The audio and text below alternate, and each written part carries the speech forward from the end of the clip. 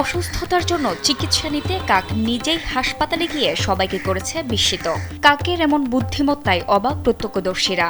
তপ্ত গরমে তৃষ্ণা মেটাতে নুড়ি পাথর দিয়ে কলসির পানি উপরে তুলে পানি খাওয়ার গল্পে কাকের বুদ্ধিমত্তা সম্পর্কে আমরা সবাই শুনেছি। এই ঘটনার মধ্য দিয়ে আবারও প্রমাণিত হলো কাকের বুদ্ধিমত্তা। চট্টগ্রামের বাঁশখালী উপজেলায় অসুস্থ কাকটির বুদ্ধিমত্তায় সৃষ্টি হয়েছে চাঞ্চল্য। পক্স রোগে আক্রান্ত হয়ে কাকটি চিকিৎসার আশায় নিজেই পশু হাসপাতালে হাজির হয়।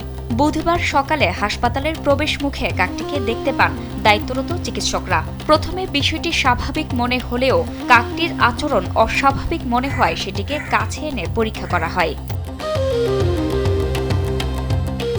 পরীক্ষা করে জানা যায় কাকটি পক্স রোগে আক্রান্ত।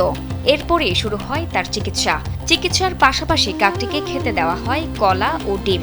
বর্তমানে কাকটি হাসপাতালের আশেপাশে অবস্থান করছে বলে জানায় চিকিৎসক। গতকালকে যখন আমরা অফিসে আসলাম 9টার দিকে, তখন একটা কাক আমাদের অফিসের ঢোকার গেটে আর কি, ওখানে এক পাশে বসেছিল। তখন আমরা মনে করছিলাম এমনি কাক বসছে আর কি। তো এরপর আধা ঘন্টা 1 ঘন্টা পরও দেখতেছি এটা ওখান থেকে যাচ্ছে না। তারপর আমি দেখার পর স্যারের সাথে বিষয়টা আলোচনা করছিলাম। স্যার এখানে কাকটা বসে আছে, এটা মনে হয় অসুস্থ আর কি। স্যার আর আমি পর্যবেক্ষণ করে দেখলাম যখন অসুস্থ। তো তারপর আমরা দুজনে মিলে এটা চিকিৎসার ব্যবস্থা করলাম। এদিকে কাকটির চিকিৎসার এই দৃশ্য সামাজিক যোগাযোগ মাধ্যমে ছড়িয়ে পড়লে তা দ্রুতই ভাইরাল হয়ে যায়।